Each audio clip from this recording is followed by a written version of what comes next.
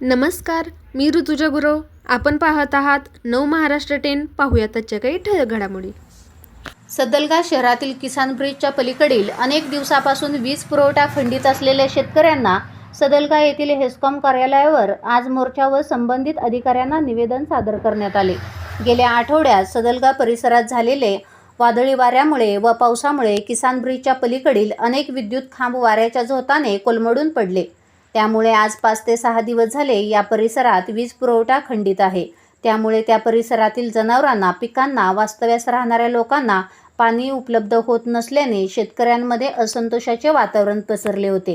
कारण दूधगंगा नदीपात्रात पाणी असून देखील ऐन उन्हाळ्यात पाणी टंचाई निर्माण झाल्यामुळे पाण्यापासून वंचित असलेल्या शेतकऱ्यांनी होणारा त्रास दूर होण्यासाठी हेस्कॉम कार्यालयातील संबंधित अधिकाऱ्यांना निवेदन देऊन आपल्या समस्या दूर होण्यासाठी मागणी केली.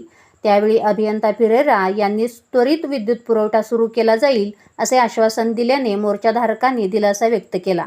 या मोर्चामध्ये माजी नगरसेवक राजू अमृत समनावरसह सर्व कार्यकर्ते तसेच असंख्य शेतकरी उपस्थित होते.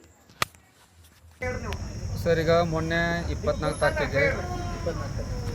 ತಾರೀಕು ರೀ. ಮೊನ್ನೆ 24 ತಾರೀಕಿಗೆ ಸ್ವಲ್ಪ ಮಳೆಗಳು ಜಾಸ್ತಿ ಆಗಿ ಸ್ವಲ್ಪ ಚಂಡಮಾರುತ ಥರ ಆಗಿದ್ಮೇಲೆ ಎಲ್ಲ ಕಡೆ ಬೋರ್ಗಾಂವ್ ಮತ್ತು ಸುದಲಿ ಏರಿಯಾದಲ್ಲಿ ಹೈಯೆಸ್ಟ್ TCಗಳು ಮತ್ತು ಕಂಬಗಳು ಮುರಿದು ಬಿದ್ದಾವೆ. ಈಗ ನಾವೇನು ಮಾಡಿದ್ದೇವೆ ಅಂದರೆ ಏನು ಕಂಬ ಕೆಳಗೆ ಬಿದ್ದಾವೆ, ಚಲೋ ಇರೋ ಕಂಬಗಳನ್ನು ನಿಲ್ಲಿಸಿ ಸರಿ ಮಾಡಿ ಲೈನ್ಗಳನ್ನು ಒಂದು 50% ನಾನು ಕಿಲೋಮೀಟರ್ ಕೊಟ್ಟಿದ್ದೀವಿ.